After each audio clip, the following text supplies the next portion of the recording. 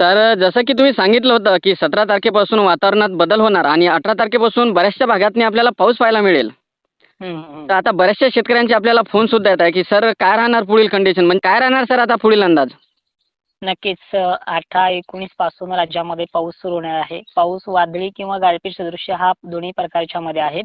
आणि तुम्हाला मागे पण सांगितलं की हे वातावरण होणार आहे आणि गरमीची लेवल सुद्धा हद्दपार करणार आहे. या बरोबर. दोन्ही गोष्टी तुम्ही ऑब्झर्व्ह केल्या असतील आणि 17 तारखेपासून वातावरणामध्ये बदल पाहायला मिळेल. हो. तर आज महाराष्ट्रामध्ये आभाळ येईल, ढग येईल, अंधुक वातावरण व्हायला सुरुवात होईल. जे कालपर्यंत क्लिअर वातावरण होतं ते आज तुम्हाला ते बदललेलं पाहायला मिळेल. बरोबर. आणि चक्क महाराष्ट्राच्या दक्षिण भागांमध्ये आज थोडा अजूनही बदल जाणून येईल की दुपारनंतर ढगांची गर्दी वाढायला सुरुवात होईल. हो. पण आजचा पाऊस हा मोठा ठराविक एवढा काही नाहीये. बरोबर. उद्यापासून म्हणजे 18 तारखेपासून राज्याच्या पुणे परिसरामध्ये, अहिल्यानगरमध्ये, सातारा, सांगली परिसरामध्ये पावसाची दस्तक होणार आहे. पहिल्या 1-2 दिवस व्याप्ती ही हिशोबानेच असते. हो. म्हणजे तुम्ही म्हणाल सर 18 पासून पाऊस सांगितला आमच्याकडे थेंबही पडला नाही. बरोबर आहे. सुरुवात ही पावसाची सुरुवात करणारी ज्यावेळेस असते ती सुरुवात कमी असते. पण आगे आगे देखो होत आहे काय अशा बरोबर. म्हणीप्रमाणे हे वातावरण मोठं होत जातंय. हो. त्यामुळे तुम्हाला जेवढा वेळ सांगितला होता जवळपास आता ह्या अंदाजाला मागे 5 एप्रिलला 2 एप्रिलला पण ह्या गोष्टी सांगितलेल्या होत्या. बरोबर. 15 दिवस 16 दिवस अगोदर दिलेल्या माहितीप्रमाणे हो. बरोबर त्याच तारखेला वातावरण हे चेंज होतंय. बरोबर. आता 19 तारखेबद्दल बोलायचं झालं तर अहिल्यानगरमध्ये, पुण्यामध्ये, सांगली, सोलापूरमध्ये आणि कोल्हापूर, साताऱ्यामध्ये गारपीट किंवा अतिवृष्टीसारखा देखील पाऊस 1-2 ठिकाणी होऊ शकतो. पण व्याप्ती बरीच आहे दक्षिण महाराष्ट्राची. हो. आजही हुबळीसारख्या ठिकाणी, उद्या पण हुबळी, कोल्हापूरच्या ठिकाणी पाऊस हा स्थानिक बेसवरती काम करणार आहे. मराठवाड्यामध्ये आणि विदर्भामध्ये त्याचबरोबर दक्षिण महाराष्ट्रामध्ये पावसाचं काम हे 19 तारखेला सक्रिय होऊन जाईल. बरोबर. आणि वारंवार सांगतोय दिलेल्या तारखेच्या 1-2 दिवस उशिरा त्याची व्याप्ती वाढते. हो. सुरुवात तो कुठे करेल, काय कोणतं गाव घेईल हे तुम्हाला मी मागे पण सांगितले आणि आजही सांगतोय की व्याप्ती ही जिल्ह्यानुसार, तालुक्यानुसार ही वेगवेगळी राहते. पण जिल्ह्यामध्ये पावसाचा प्रवेश नक्की होईल. आता आपल्याला महत्त्वाची कामे कोणती करायची की आपला कांदा असेल किंवा हळद असेल ह्या गोष्टींना झाकून वगैरे ठेवायचे. 4-5 दिवस झाकून ठेवावं लागणार आहे. हो. कमी नाहीये. बरोबर. नंतर सुद्धा 26-27 एप्रिलला सुद्धा हे डेव्हलप होणार आहे. त्यामुळे आज येणाऱ्या ह्या पावसापासून ते चक्क आठवडाभर तुम्ही सतर्क राहावं आणि तुमच्या रेकॉर्डिंगच्या माध्यमातून वारंवार सांगेल की कधी तुम्हाला बिनधास्त राहायचंय आणि कधी तुम्हाला सतर्क राहायचंय. बरोबर. 19 तारखेला दक्षिण महाराष्ट्र, पश्चिम महाराष्ट्र, बीड वगैरे, लातूर परिसर, जालना परिसरामध्ये सुद्धा पावसाचं आगमन हे आवर्जून होणार आहे. व्याप्तीचा विषय कमी आहे. पण पुण्यासारख्या ठिकाणी मात्र पाऊस धुव्वाधार बरसणार आहे. गारपीट, वादळी वगैरे हे प्रकार आहेत. हो. आणि जी गोष्ट होणार आहे त्यामध्ये मी आकडतं बोलत नाहीये. ती होणार असेल तर होणारच. बरोबर. छत्रपती संभाजीनगरला, नाशिकला, अहिल्यानगरला, पश्चिम महाराष्ट्राला पुन्हा 20 तारीख जालन्यासह गारपिटीचा इशारा देणारी असणार आहे.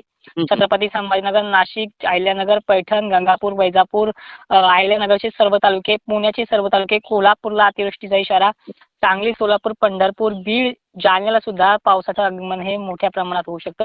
बरोबर. सतर्क राहा. नांदेडचा इशारा देखील आहे. वाशिमला 20 तारखेपर्यंत आहे.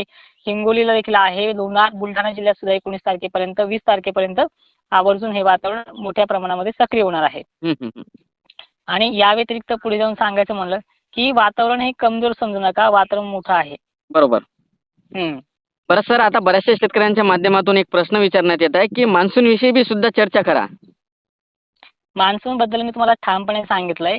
तुम्हाला अल निनो आणि ल निनो बद्दल थोडंसं बोलतोय कारण की सगळ्याचा डावपेच आणि राजकारणी भाषेमध्ये जे काही अंदाज वर्तवले जातात की जूनमध्ये जास्त आहे.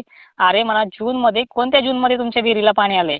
हो. मे मध्ये पाणी आलं गेल्या वर्षी. त्या मेच्या पाण्यावरती जूनचं वातावरण सपाटून गेलंय. जून, जुलै नॉर्मली असतो आणि जूनमध्ये वेळेवरती चांगल्या परिणाम देखील होणार आहे. पावसामध्ये फक्त यांनी 7 ते 8% फरक सांगितला आणि लगेच दुष्काळ नावाचं चिन्ह लावून दिलंय. पण बरोबर. मला एवढं म्हणायचंय तुम्ही 2023 आणि 2024 च्या तुलनेमध्ये 2025ला धुवाधार होईल, ओला दुष्काळ पडेल काही ठिकाणी, असं वक्तव्य एकाने तरी केलं होतं का? नाही. बरोबर. त्यामुळे एकंदरीत शेतकऱ्यांना सांगतोय की तुम्ही घाबरून जाऊ नका. त्या बातम्यामध्ये, त्या व्हिडिओच्या थंबनेलमध्ये दुष्काळ सांगितला जातोय. शेतकऱ्यांवरती संकट झालं सांगितलं जातंय. हो. शेतकऱ्यांवरती संकट नाही, हे सगळ्या मार्केटवरती संकट राहील. पण त्या पद्धतीचा दुष्काळ मोठा नाहीये. तुम्हाला मी वारंवार सांगतोय की जून, जुलै नंतर हे मला वेटीस पण धरतील कारण की मी खंड पण यावर्षी सांगितलेला आहे. खंड मोठा आहे. पण बरोबर. ला निनाबद्दल आणि अल निनोबद्दल होणाऱ्या भारताच्या पावसाच्या परिणामाबद्दल देखील 2 मिनिटात विषय संपवतो. हो. की भारतीय मान्सूनवरती अल निनोचा आणि ला निनाचा एवढा फरक पडतो की जो मान्सून ला निना काळामध्ये दिवाळीनंतरही बरसतो, तो मान्सून यावर्षी दिवाळीच्या आतमध्ये आवरून घेईल.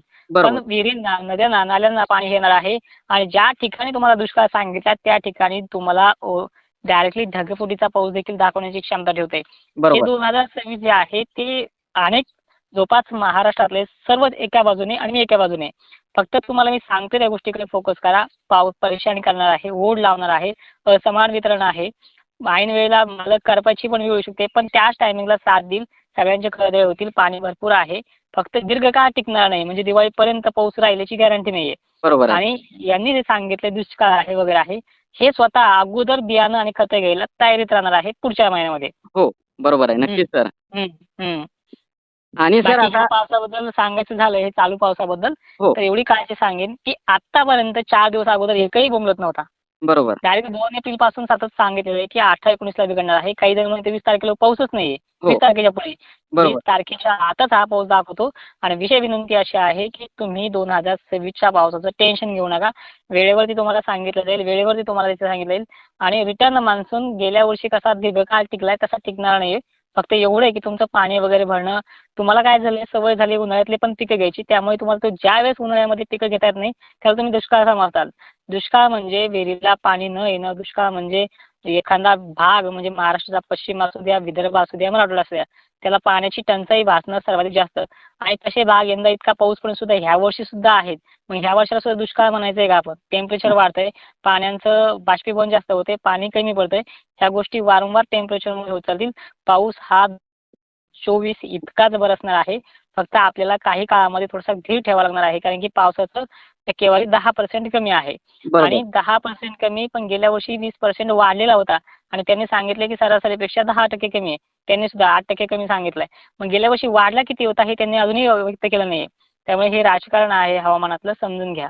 आणि ह्या बरोबर. 2-4 दिवसाच्या पावसामध्ये वादळी वाऱ्यामध्ये गारपिटीपासून जनावरांचं तुमचं शेतीचं संरक्षण कसं करता येईल त्या पद्धतीने नियोजन करत राहा. या बरोबर. व्यतिरिक्त अजून काही माहिती हवी असल्यास बोलू शकता. आणि सर आपल्या 10 ते 15 शेतकऱ्यांच्या माध्यमातून काही प्रश्न विचारण्यात आलेले आहे. तर हं. त्यांचे प्रश्न असे आहे, की सर जून महिन्यामध्ये पाऊस कसा राहणार? आणि त्याचबरोबर की आता जे जून महिन्यातनी पाऊस राहणार समजा, तर मग आम्ही हं. पिके कोणती घ्यायला पाहिजे? कारण की यंदा आपल्याला पाऊस कमी सांगण्यात येत आहे. तर पिकं कमी कालावधीतली घेतली पाहिजे की जास्त कालावधीतली घेतली पाहिजे? हे आपण सविस्तर अपडेट पुढील व्हिडिओमध्ये घेऊया सर. नक्की. धन्यवाद.